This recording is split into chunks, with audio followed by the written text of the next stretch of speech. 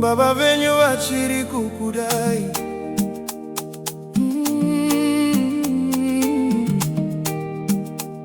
Dai kwanisa kudzoka, ndingadai ndatova kumba. Upenyu waive wakana kapata kanga chiritese. Musha wedu wakanga wakazara nemufaro. Asi Mwari vakaita kuda kwavo.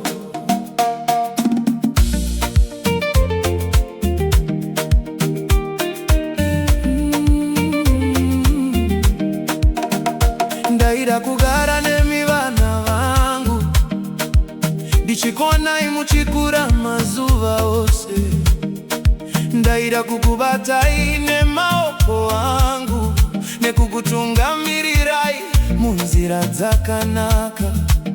Asi hondo yakanditora ndichiri nemi, nguva ikandivisa pamuri. Nasi ndinongokuonai ndiri kure, moyo wangu uchichema nemi. Ndinoona mai venyu vachitambura, vachitakura mutoro varivoga.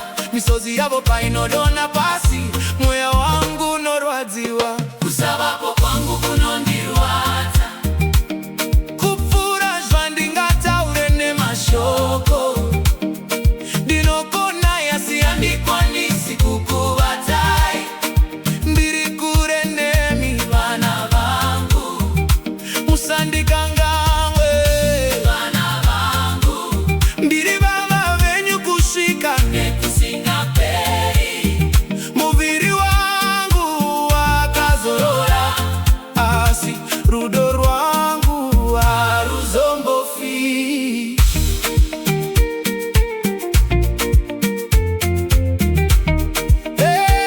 Ndinokudai, ndinokudai vana vangu, ndinokudai vana vangu. Ndinonzwa minamato yenyu usiku, ndinonzwa muchindishevedza. Munobvunza kuti baba varipi, asi handikwanisi kukupindurai. Dai ndaikwanisa kuya kwamuri, kunyange kwechinguva nachidiki. Ndaikumbundirai mumwe nemumwe wenyu, nekupukuta misodzi yenyu yose.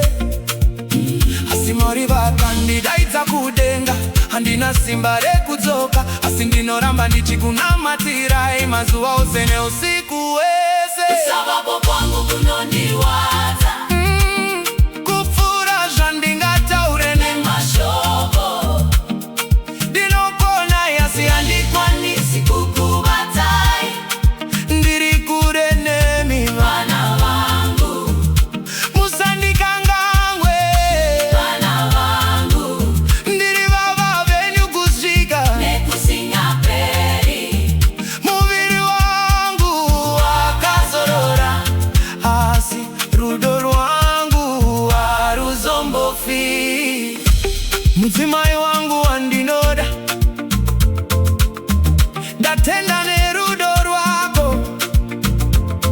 Ndatenda nekurera vana vedu, kunyangwe ndakakusiya uri wega. Kana uchichema usiku, ziva kuti ndiri pedyo newe. Kana vana vedu vachinyengetera, mweya wangu unovanzwa. Musatya,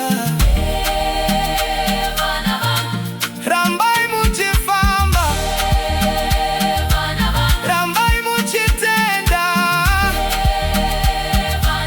Mwari vachakuchengetai.